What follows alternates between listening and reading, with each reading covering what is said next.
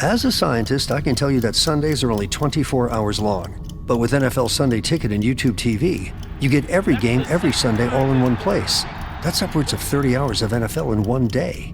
How can there be 30 hours in 24 hours, you ask? I have a theory. Magic. New users get NFL Sunday Ticket for 8 payments of $34.50 per month. Sign up at NFLSundayTicket.com. Local and national games on YouTube TV. NFL Sunday Ticket for out-of-market games excludes digital-only games and commercial use. Terms and embargoes apply. Availability varies.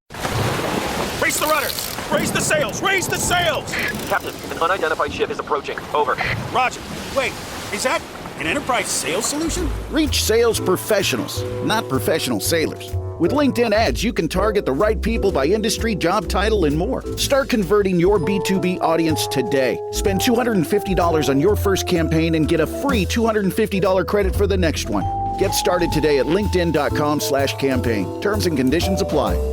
The family that vacations together stays together. At least, that was the plan. Except now, the dastardly desk clerk is saying he can't confirm your connecting rooms. Wait, what? That's right, ma'am. You have rooms 201 and 709. No, we cannot be 5 floors away from our kids. The doors have double locks. They'll be fine. When you want connecting rooms confirmed before you arrive, it matters where you stay. Welcome to Hilton. I see your connecting rooms are already confirmed. Hilton, for the stay.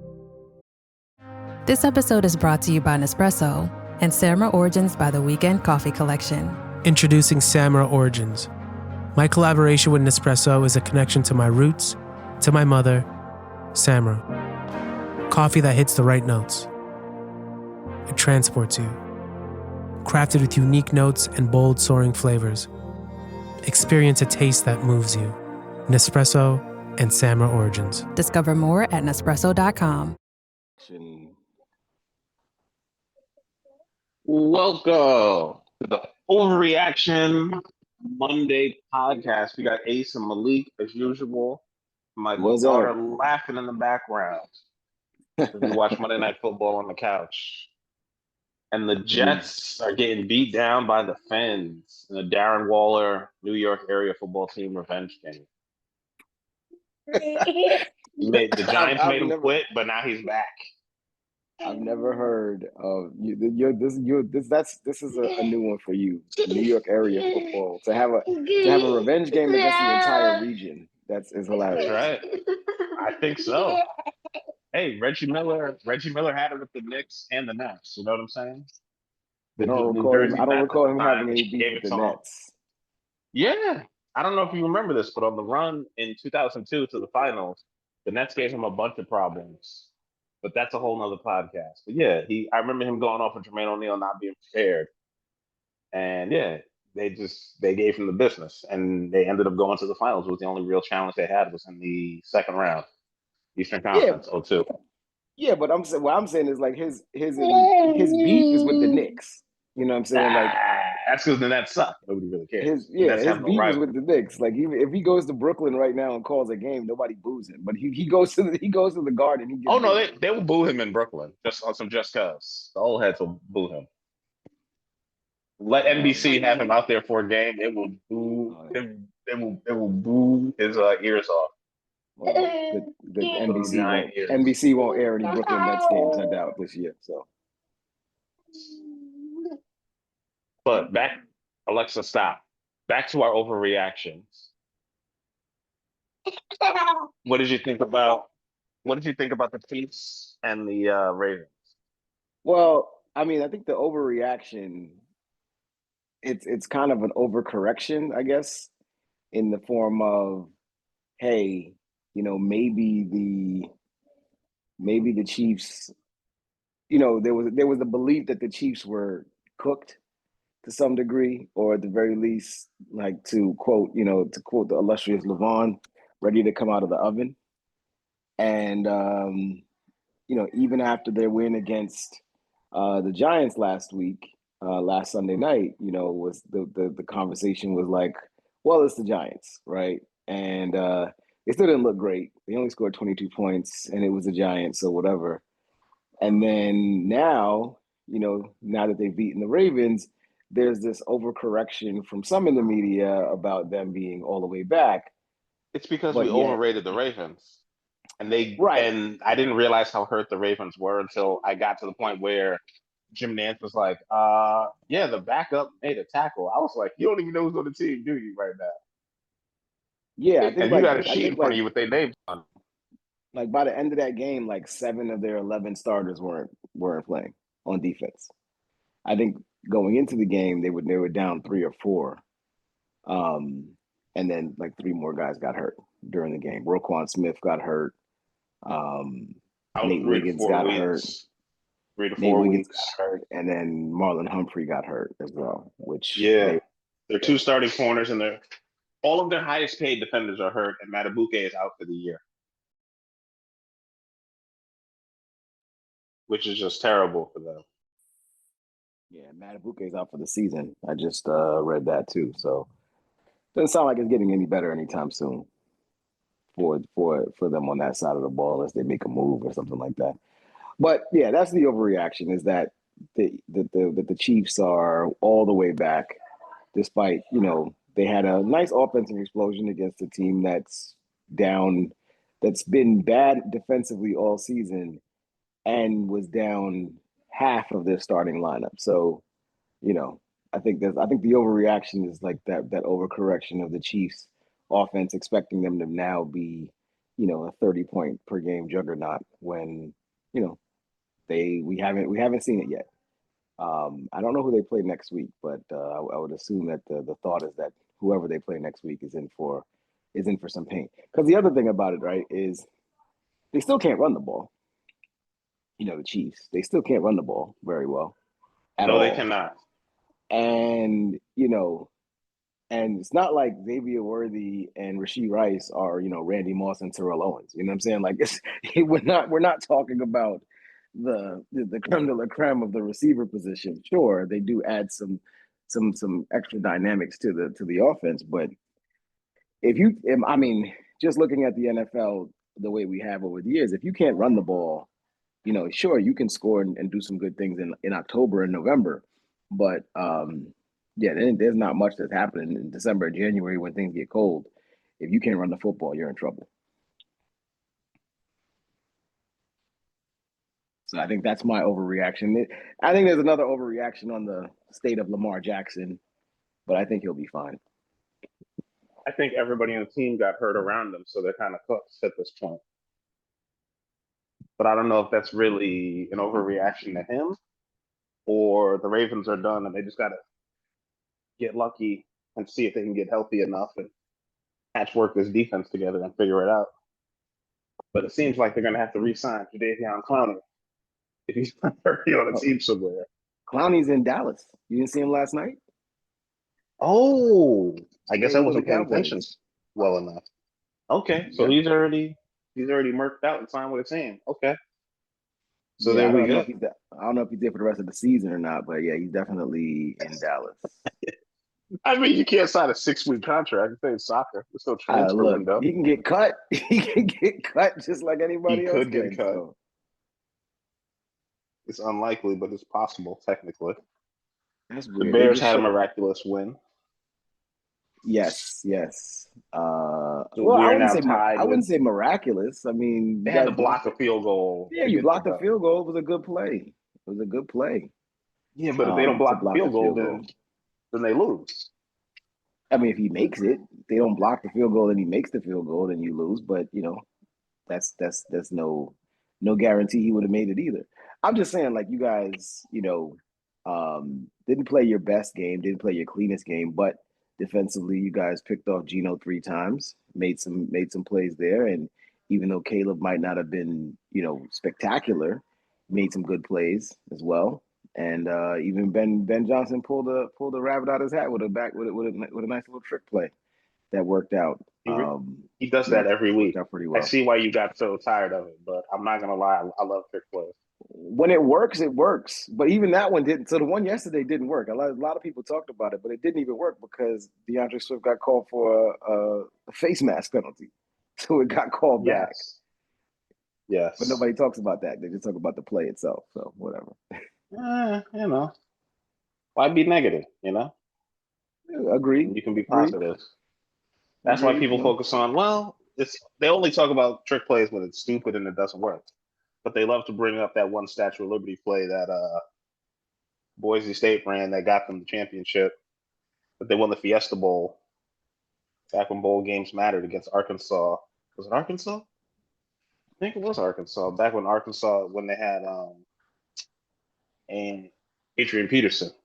Or was it Oklahoma? It was Oklahoma. Oklahoma with AP, yeah. Yeah. But, I feel like there's been more block kicks this year than ever before, which is kind of crazy. But it just seems to be going that way this whole year. And I like the fact that the games have been a lot more high scoring in general, but I think Xavier Worthy changes it up for them, but I don't think he makes them as good as they thought they were going to be the entire season, honestly. I think it changes it gradually for them, but not as much as they thought. Because the offense was moving, but he was really just beating bad corners. I don't know if you're going to get the win, but are y'all really that nice? I mean, obviously his presence there and just his overall speed because of how fast he is, it opens things up underneath for Kelsey and for Rashee Rice when he comes back and just for the passing offense in general. But, if you're playing against a bad defense or a defense is banged up, those things are evident. But if you're playing against a good defense that can generate a pass rush with 4 and can drop 7, I don't care how fast you are. You know what I mean? Like you're going to be in a bad situation if you're in passing downs all the time because you can't run the football. So, and as great as Patrick Mahomes is, a good team only needs 1 or 2 mistakes from the opponent to make something happen. That's going to be I think that's been the biggest thing I've noticed all year was the consistency. Mm-hmm. The Chargers being inconsistent is what I'm jumping around a lot, but the Chargers being inconsistent, really just even while we were picking these games, like I'm kind of really noticing like very few teams can really hold it together for an entire game, and it really is making it insane to try to make these picks. Geno, although trying to lead the league in passing, is also leading the league in interceptions through 4 weeks, which is kind of amazing. But I guess that's to be expected. I read somewhere. Oh, that could have been another concussion for Tua. I read somewhere. Actually, no, I heard a commentator say that an analyst or whatever say that it looks like Geno's lost a little bit of zip on his fastball, which makes it a little easier to pick off. But and then also that he's trying to drive the ball down the field to receivers who aren't his Seattle receivers. Like this is not DK Metcalf and Jackson Smith and Jigba and Tyler Lockett that you're throwing to. This is Brock Bowers, who's injured, who's playing hurt or, with that big knee brace on him, and Jacoby Myers, who's not that, and Trey Tucker. So everybody picked up in fantasy because they thought they were going to torch the Bears. Yeah. So part of it is that, but I think you're right about the overall just inconsistencies across the league, because my big overreaction, and again, it's overreaction, overcorrection, whatever you want to call it. After 2 weeks, everybody anointed the Green Bay Packers as the next Super Bowl champions, and two weeks later, they lost in Cleveland, and then effectively, I would say a tie in Dallas where you give up 40 points is basically a loss as well. So that's, to me, that just high loss. I like it. Yeah, that's just, to me. But everybody's like, oh, they'll be fine. Really? You gave up 40 points to the Cowboys who were without their best player, their best receiver, and you still gave up 40 points to them. And George Pickens looking like a goddamn all-pro out there, all over them. It's like, I see why you needed both these guys. It could have worked. Yeah, I don't. I'm not rolling with that. I'm not rolling with that synopsis. I think Green Bay's got some stuff they really got to work out. They're not just okay. Yeah. The reason why I bring it to consistency is a lot of teams that won games this week were teams that people thought were dead, including my Chicago Bears, including the Patriots, especially because they just rolled over Carolina the way Carolina rolled over Atlanta, including Atlanta. And then the Eagles are being picked apart because we got to have something to talk about on TV. But they've won 20 of their past 21 games, and people are talking about them for being inconsistent and not getting the ball to their playmakers. Like, yeah, but they're winning though, so who cares? Yeah, exactly. But and I think that's another part of it, right? It's well, AJ Brown cares. I mean, he seems to give a damn about the ball not coming in his direction, or at the very least, the targets that he was looking to getting that are not being targets that he can actually do anything with. But I think it ends up, in the end of the day, man, the best teams are the ones that can, where the defense can complement the offense. So when the offense is hot, if the defense isn't great, the offense picks them up on the other side, and you're able to do it on the other side. If everything you do is reliant on one side of the football, you've got problems when that side of the football doesn't play well. And say what you will about the Eagles, their defense can pick them up on occasion, and when their offense doesn't come through, and eventually that offense will, you figure that offense will figure it out at some point in time. Saquon is having a off year, but I think it's because he's looking at what 8, 9 in the box easily, and Jalen Hurts he's going to have to figure out how to take advantage of those opportunities, one-on-one coverages on the outsides more often than not. Not worried about it week 4, but maybe by week 12, week 13, if this still is not trending well, even if they're winning, I don't think a lot of people will be picking them to come out of the NFC. I think they'll be the last undefeated team left. The fact that it's them and the Bills just kind of show how easy the Bills schedule has been. And the Bills, I mean, and we picked. I think we all picked. I can't remember if we all picked the Saints. We all picked the Saints and picked the Bills. Yeah, and picked the Bills. So them not covering a 15-point spread was not surprising. But it seems like they're similar to a lot of teams. They're doing enough to win football games. We haven't seen a lot of teams put together a full 60 minutes of complimentary football on all three sides, in all three phases. The offense is doing really good one week, the defense is not, and so on and so forth. So yeah. So I think a lot of what you see is there's a lot of overreaction to one thing. Bills defense looks terrible. Yeah. They give up. I think they're sleepwalking after the first game, right? First game they were legitimately trying hard and they got ripped by a healthy Ravens team.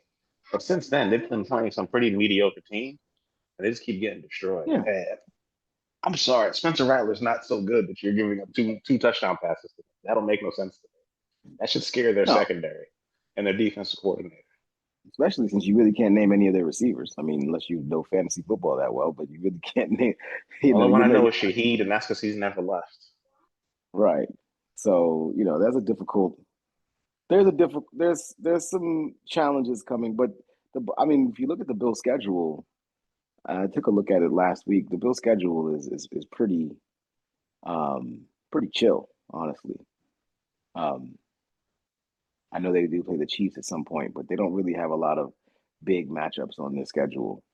So they might coast into the playoffs as the 1 seed, just on virtue of that. Yeah, they don't have any challengers in the AFC. I'm really starting to realize that. The closest team to them in terms of talent would probably be the Chargers, and they're inconsistent. And then you'd really have to pray for a miracle for the Chiefs to get there, I guess. I can't really think of another team in the AFC who's really going to challenge them. And don't say the Colts because even they lost after Adonai Mitchell gave away a touchdown, which cost me my parlay too. Because they would have Yeah, I covered mean, had he scored. they're next. So they play. Yeah, so they play the NFC South and the NFC looks like the NFC East or no AFC South. NFC. I'm sorry, NFC South and the AFC South. So their next 5 games, they have the Patriots, Falcons, Panthers, Chiefs, and then Dolphins. So yeah, they don't seem to have much in terms of competition over the next few weeks. They'll play the Bengals. They play the AFC North. That's what it is. They play the AFC North and the NFC South. It'd be funny if they end up losing to the Browns, just like the Packers did. They just struggle with teams who can actually play good defense. And the coach had to come out and say they're sticking with Joe Burrow, even after all of that. Even after him just looking terrible out there again. I mean, realistically speaking, even looking at their schedule, I don't see a game on their schedule where they shouldn't be favored. I mean, maybe the Eagles game at the end of the season, that's week 17. But that's in Buffalo. So I wouldn't imagine unless they fall off a cliff, I wouldn't imagine they wouldn't be favored there either. Yeah, that's true. That's a very good point. These point spreads for them are going to be bananas coming up. Be right back.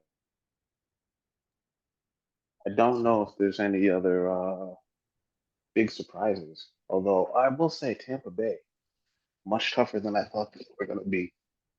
At the beginning of the year, they were the only team who really gave the Eagles a challenge. But I don't know what's going on special teams, but they seem to be able to block a kick every single game.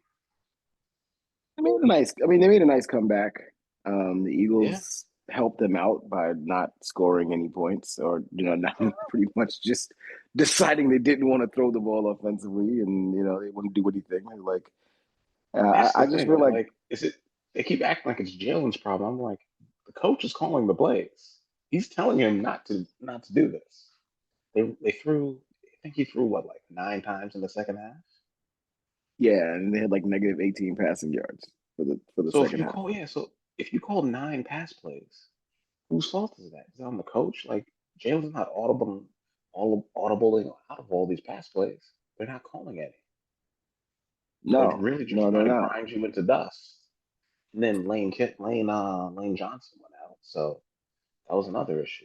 There seemed to be I'm not saying this is the most injuries. Like, I think the most injuries was, I want to say in 20. It was a while ago, probably like a decade ago. Say 2014, 2015, when like everybody was just dropping on flies. Everybody's gonna be getting hurt every other week. But considering all the young guys and all the stars keep getting hurt, it feels more surprising now. Right? Like John Connor. We've already lost John Connor as a starting running back. Josh Jacobs. No, not Josh Jacobs. Jordan Mason, somebody who got hurt from Minnesota. CD Lamb, Malik Neighbors, and a couple of offensive linemen, like key offensive linemen, have had issues. George Kittle got hurt. And they're still trying to wait for Brandon Ayuk to come back from this ACL injury. But yeah, it just feels like, a lot of injuries. And even though guys are getting more chances to play, they're being very, very inconsistent. The biggest shock to me is, I don't know, my overreaction would really have to be to, I'm shocked the Seahawks are as good as they are. They're tied for first place in their division. And there's really, I don't know why, but that really just amazes me that they're even this close to being in first place with as good as the Rams are. I mean, who have they beaten? I mean, they beat Arizona. They beat Arizona last week. Yeah. And then they beat New Orleans. Yeah. And they lost to San Francisco. They beat New Orleans. They beat Arizona. And I can't remember who the other team is that they beat. But it's a 3-way tie, right? Because the Rams are 3-1.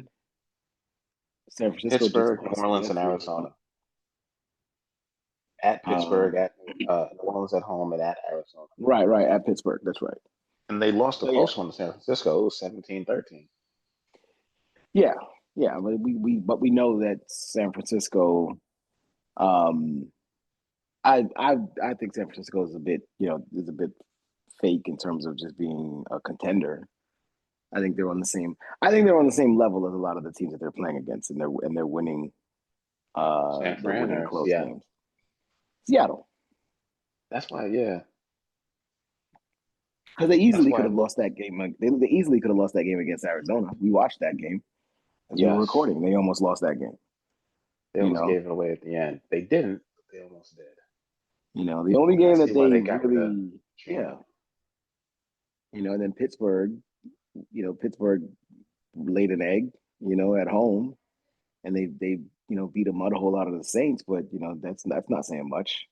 So, I think them being 3-1 is not surprising, but to me, but it's not like I feel like them being 3-1 means they're going to win the division, or they're a true contender for a higher seed or something like that.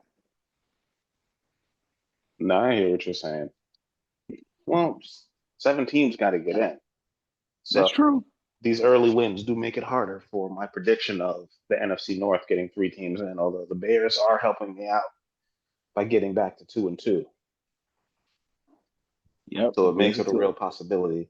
And had Dallas Cowboys actually helped me out yesterday, Green Bay would have been tied with us. Instead, they got this stupid tie. So now they're ahead of us by a half a game for the rest of the year. Yeah, I always wonder how that shakes out for playoff seeding now that they have a tie and nobody else will have one. So I think they should just do away with ties in the NFL. You can in the regular season. Yeah, I think it's stupid. They need to go back to playing a full 50. Yeah, play a full 15, or do yourself a favor and figure out another way. Figure out another way. I mean, the college overtime rule is absolutely horrible, but at least it definitely identifies a winner. One way or the other. In terms of the overtime rules. So I think the NFL just has to come up with a better solution for overtime to ensure a winner. They need that extra 5 minutes.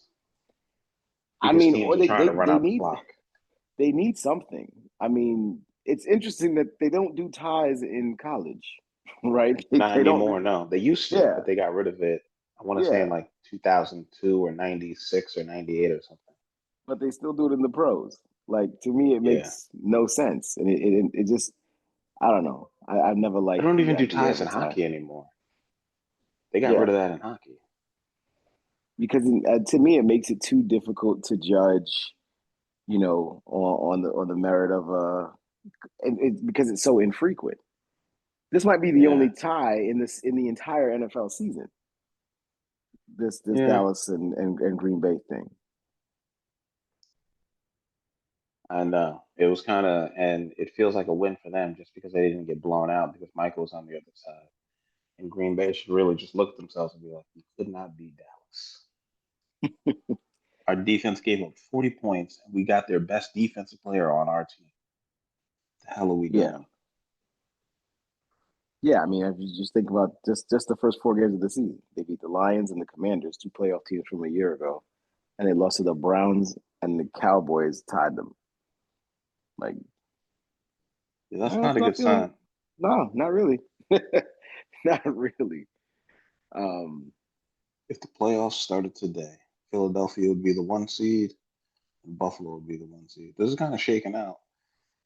I'm genuinely shocked Pittsburgh is in the lead in the AFC North, so I guess they can't complain. And Tomlin looks like a genius now. Well, and Rodgers looks like he knows what he's doing, even though he's not throwing the ball more than like 15 yards down the field, but he's completing the passes he is throwing.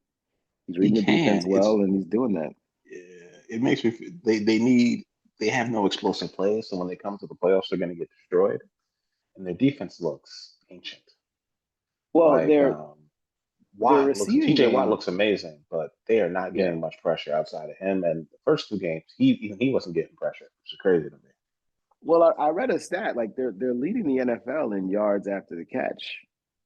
And that's because Aaron Rodgers is throwing everything so short, and they're just taking it from there. When you throw a bunch of 3-yard passes and they turn them into 10 and 12, yeah. So that's fair.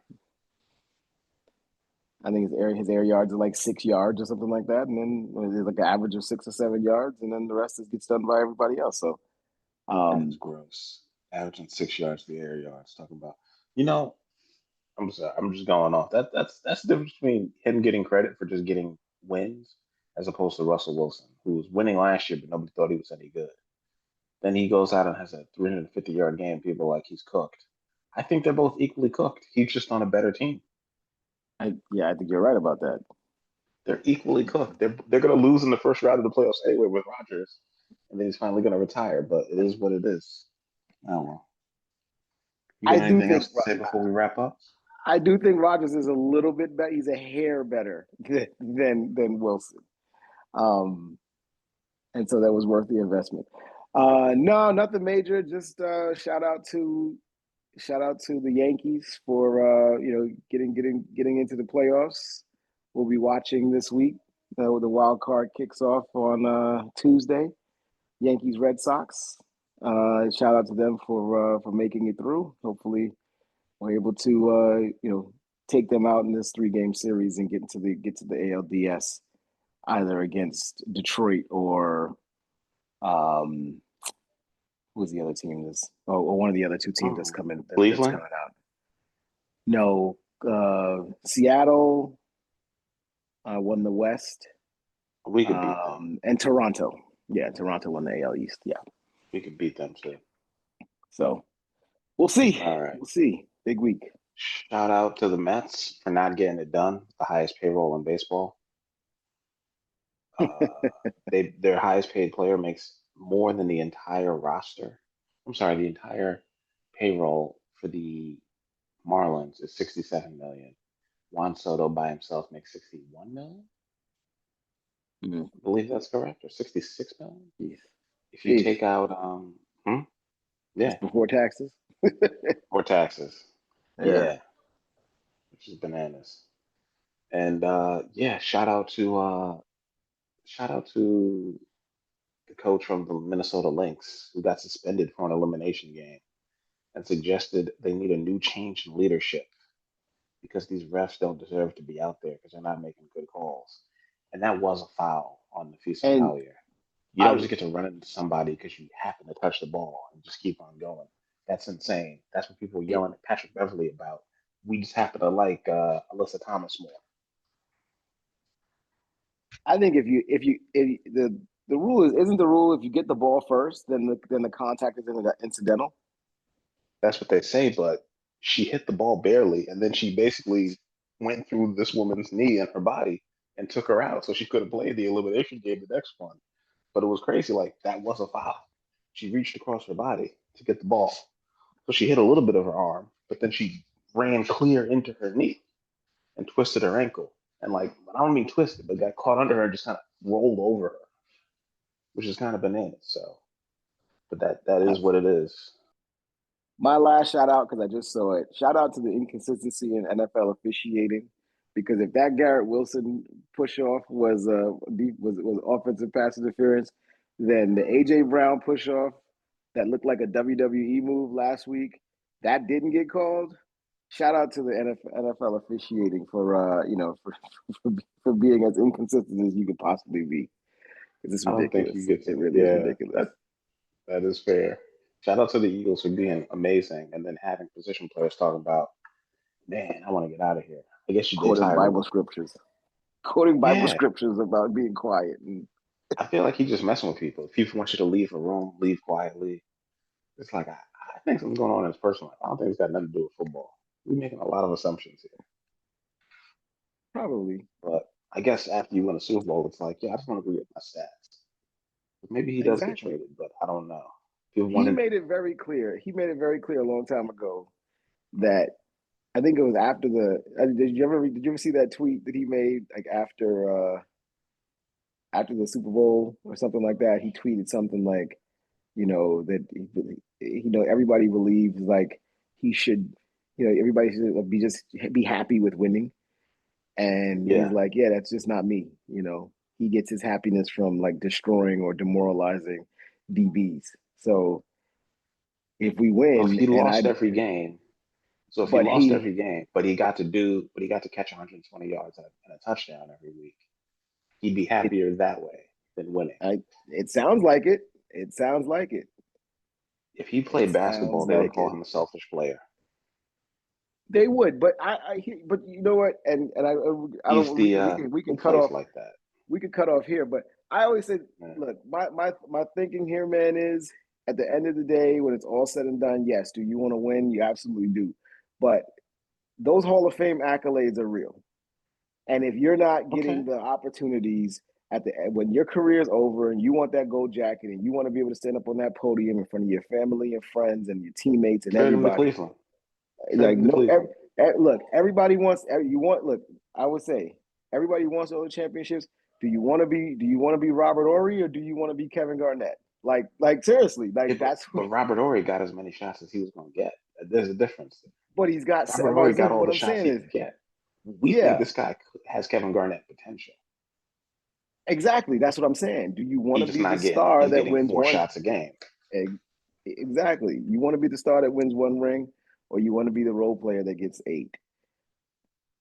Sounds like AJ Brown wants to be the former, not the latter, because he wants a bust in Canton and catching 2 passes a game for the course of a season. That won't get you in Canton, no matter how special your talent is. That's Especially if fair. you get to watch your college roommate, your college teammate DK Metcalf lighting up shit over there in Pittsburgh, getting 80-yard touchdowns, and you're over here fighting and clawing for an opportunity to just play your Maybe he game. needs So to go yell at the OC yeah, or Sirianni or whomever. Can't because yell at they Jalen need Hurts because because that doesn't bother him. no, because oh yeah, that's true. Hurts doesn't care, and also Hurts isn't calling the plays either. It's not like he's Exactly. like, hey man, I'm tired of running too. You know what I'm saying? Like I'm tired of Right. running too. My legs need a break. Exactly. All right, all right, y'all. We'll catch up with Peace. y'all on Friday. We out. Peace out.